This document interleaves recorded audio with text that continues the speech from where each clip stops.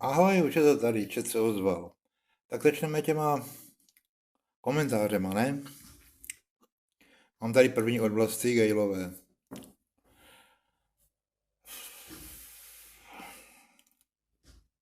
Ano, pomůže mi to. Pomůže mi to hodně, tak mluvím. A ze života získám určitě co nejvíc, co půjde. Díky za to. Nebudu ani opisovat. Lenka Opletolová mě píše: měj se, Leone. Je tam pod tím pěkný čtyřlístek. Děkuji ti, Lenko. Je to fajn. Hanka zase píše: hodně sil, opět čtyřlístek. Taky děkuju. Mám ji na rozdávání. Kasper zase: ano, jsem rocker. Jsem rocker, vypadám tak, cítím se tak, žiju tak. Jsem punk rocker spíš. Každopádně, ano, je jedno, co říkám, já vím. A to, co mě sere, tak do toho se určitě pustím. Olga Vítková, pardon, mě píše: přeji vám už jen samé štěstí a zdraví. Já ti, Olinko, děkuji. Opět Martin Šabatský píše: máš nateklý ruce. Teď nevím, co ti na to mám říct, ale odpovím ti samozřejmě. Ano, mám nateklý ruce. Sedím na vozíku, používám je, mám nateklou i prdel. Jo? To je jen tak pro informaci, ale v pohodě. A kdybys nevěřil, tak mrkni. Je to kára? Je.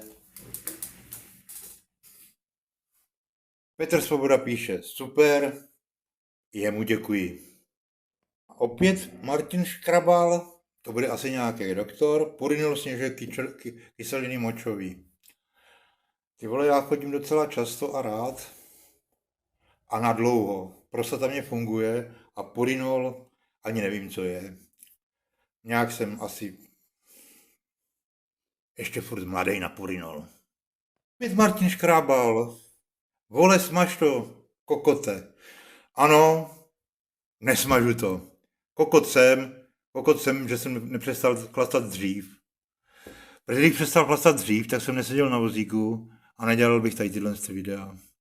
Mě to baví a bude mě to bavit dál.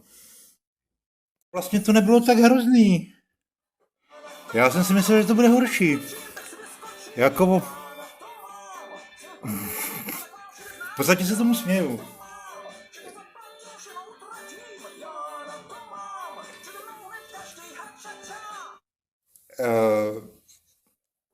Já na to mám prostě. Já se můžu pochlubit, že 2010 dnů nepiju. A nepiju proto, ne, že bych nemohl, že bych byl nemocný. Že jsem na vozíku, to není nemoc. To je prostě... Nevím, jak to říct. Je to... Ne moje volba, je to moje pitomost vlastně, je to moje pitomost. Já jsem chlastal tak dokonale, že jsem si dokonale uchlastal nohy. No a tím bych to asi zase dneska ukončil. Opět se těším na další komentáře. Já si s váma rád promluvím. Téměř o všem. Jsem řekl téměř o všem. Na všechno taky nevím odpověď. No vlastně, pobavím se s váma o všem. Když to nebudu vědět, bude to vidět, že píšet. Že jo. Takže vám zase odpovím. Ale budu se snažit odpovídat vám osobně, na co se zeptáte a na co budete chtít. Mějte se krásně, fajn a další dny bez alkoholu.